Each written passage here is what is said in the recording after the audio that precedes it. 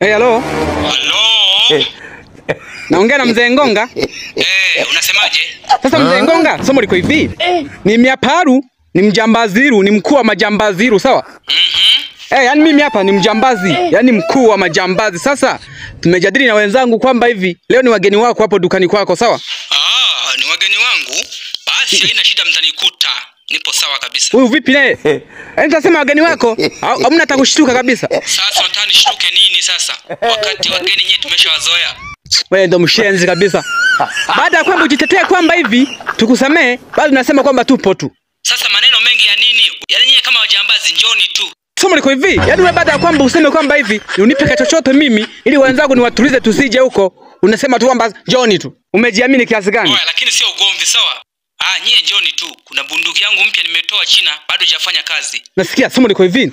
Nilikuwa nakuchola tu ndugu yangu, sawa? Sina ujambazi wote kabisa, sawa? Sasa nakuomba unipe hata chochote tu rafiki yangu. Yaani sijala kabisa toka asubuhi yani hapa.